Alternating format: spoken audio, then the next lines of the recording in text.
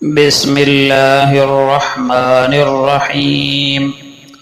ام المؤمنین سیدہ عائشہ صدیقہ رضی اللہ عنہا بیان فرماتی ہیں کہ رسول اللہ صلی اللہ علیہ وسلم نے کبھی کسی کو اپنے ہاتھ سے نہیں مارا، نہ عورت کو اور نہ ہی کسی خادم کو، البتہ جہاد فی سبیل اللہ میں مارا، اور آپ صلی اللہ علیہ وسلم کو جو کسی نے نقصان پہنچایا تو اس کا آپ نے بدلہ نہیں لیا، البتہ اگر کوئی اللہ کے محارم کو پامال کرتا تو اس سے اللہ کے لیے بدلہ لیتے تھے۔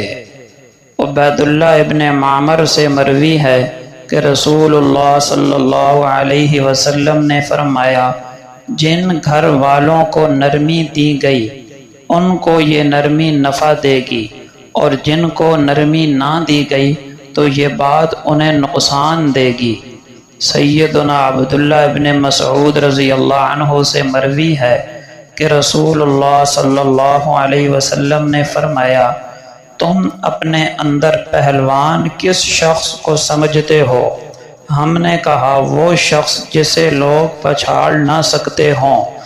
آپ نے فرمایا، یہ شخص پہلوان نہیں بلکہ وہ شخص حقیقی پہلوان ہے جو غصے کے وقت اپنے آپ کو قابو میں رکھتا ہو۔ حضرت ابو امامہ باہلی رضی اللہ عنہ کہتے ہیں کہ میں نے رسول اللہ صلی اللہ علیہ وسلم کو فرماتے ہوئے سنا کہ میں سویا ہوا تھا، میرے پاس دو آدمی یعنی فرشتے آئے، انہوں نے مجھے بازوؤں سے پکڑا اور مجھے ایک مشکل چڑھائی والے پہاڑ پر لائے، اور دونوں نے کہا، اس پر چڑھیے۔ میں چڑھ گیا حتیٰ کہ میں پہاڑ کی چوٹی پر پہنچ گیا، جہاں میں نے شدید چیخ و پکار کی آوازیں سنی۔ میں نے پوچھا، یہ آوازیں کیسی ہیں؟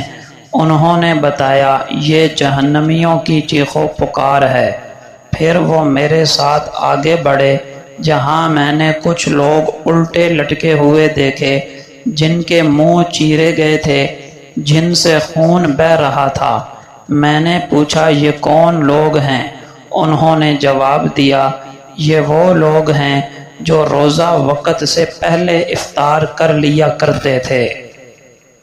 اس سے معلوم ہوا بلا عذر روزہ چھوڑ دینا سخت حرام اور کبیرہ گناہ ہے، اور اگر جان بوجھ کر روزہ چھوڑنے والے نے مرنے سے پہلے سچی توبہ نہ کی تو اس حدیث میں مذکور سزا بھگتنا پڑے گی۔ سیدنا ابو ہریرہ رضی اللہ عنہ بیان کرتے ہیں کہ نبی کریم صلی اللہ علیہ وسلم نے فرمایا، ابن آدم نے نماز، آپس میں صلح اور اچھے اخلاق سے افضل کوئی عمل نہیں کیا۔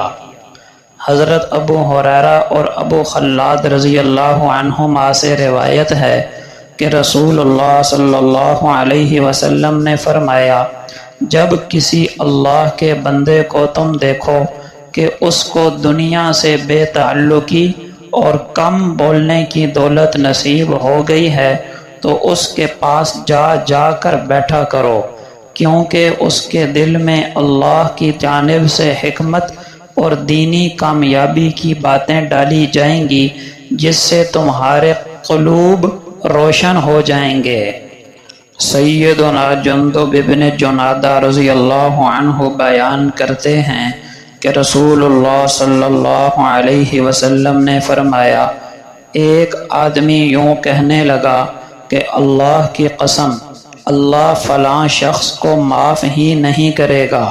تو اللہ پاک نے ارشاد فرمایا، یہ کون شخص ہے جو میرے اوپر قسم کھاتا ہے کہ میں فلاں کو نہیں بخشوں گا؟ یقیناً میں نے فلاں کو تو بخش دیا اور تیرے عمل کو میں نے برباد کر دیا۔ جب کوئی شخص مسلمان ہوتا تو نبی اکرم صلی اللہ علیہ وسلم اس کو نماز سکھاتے، پھر اس کو حکم دیتے کہ ان کلمات کے ساتھ دعا کیا کرے، اللہم اغفر لی وارحمنی واہدنی وعافنی وارزقنی، اے اللہ مجھے بخش دے، مجھے پر رحم فرما، مجھے ہدایت دے، مجھے عافیت دے اور مجھے رزق عطا فرما۔